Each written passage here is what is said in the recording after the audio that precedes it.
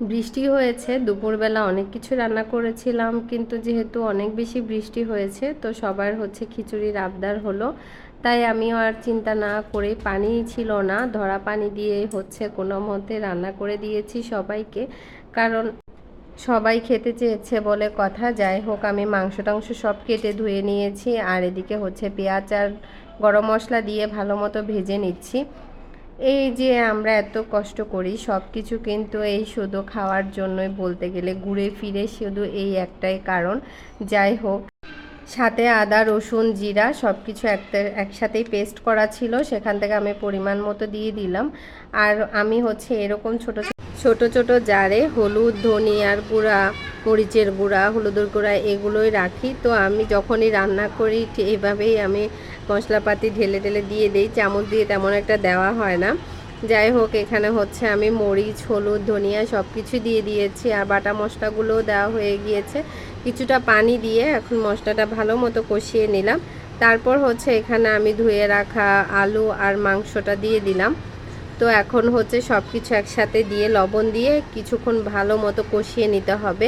মাংসটা এত বেশি ফ্রেশ ছিল, এটা সেদ্ধ হতে তেমন বেশি একটা সময়ও লাগেনি। 30 থেকে 40 মিনিটের মধ্যে কিন্তু আমার রান্নাটা হয়ে গিয়েছিল, একদম সেদ্ধ হয়ে গলে গিয়েছে পুরাই।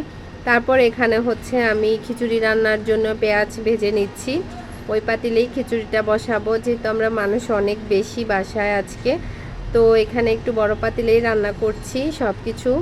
আর এখানে হচ্ছে এখন আলু কুচি দিয়ে দিলাম। খিচুড়ির সাথে আলু কুচি দিলে খেতে অনেক বেশি মজা লাগে, খিচুড়িটা অনেক মাখা মাখা হয়। তো আমার কাছে খেতে তো ভীষণ মজা লাগে। সেখানে কিছু বাটা মশলাও দিয়েছি খিচুড়ির সাথে। আর এই যে এখানে কষানো হয়ে গেছে মাংসটা, এখন হচ্ছে ভালো মতো একটু নেড়ে চেড়ে মিক্স করে নিচ্ছি। তো এখানে হচ্ছে এখন পানি দিয়ে দিব, পরিমাণ মতো পানি দিয়ে দিচ্ছি। সেদ্ধ হওয়ার পরে যেটুকু পানি থাকবে সেটুকুই হচ্ছে ঝোল হিসাবে রেখে দিব। এই জন্য, যেহেতু গরুর মাংস, এই জন্য একটু পানি বেশি দিলাম। বৃষ্টি হলে কেন জানি এই খিচুড়িটা খেতে অনেক বেশি মজা লাগে। আমি তো সব সময় এরকম একদম মাখা মাখা করে খিচুড়ি আর গরুর মাংস রান্না করি, মাঝে মধ্যেই রান্না করি। বৃষ্টি না হলেও আমার বাচ্চারা পছন্দ করে। আর যেহেতু বৃষ্টি হয়েছে তো খিচুড়ি তো অবশ্যই থাকতে হবে। আর ওদিকে হচ্ছে খিচুড়ির জন্য চাল আর ডাল একসাথে ধুয়ে নিয়েছিলাম, সেটা দিয়ে দিয়েছি। আর এখন একদম ভাজা ভাজা করে নিব। তারপর এখানে পরিমাণ মতো পানি দিয়ে দিব। গরম পানি দিলে খিচুড়িটা অনেক বেশি সুন্দর হয়, তবে আজকে গরম পানি ছিল না, এই জন্য আমি ঠান্ডা পানি দিয়ে দিচ্ছি। দিয়ে এখন ভালো মতো নেড়ে চেড়ে নিচ্ছি। আর আজকে হচ্ছে এখানে আমি রসুন দিয়ে গরুর মাংস রান্না করব। গোটা রসুন দিয়ে গরুর মাংস রান্না করলে নাকি খেতে অনেক বেশি মজা হয়। তো আমি এখানে একটা গোটা রসুন দিয়ে দিয়েছি।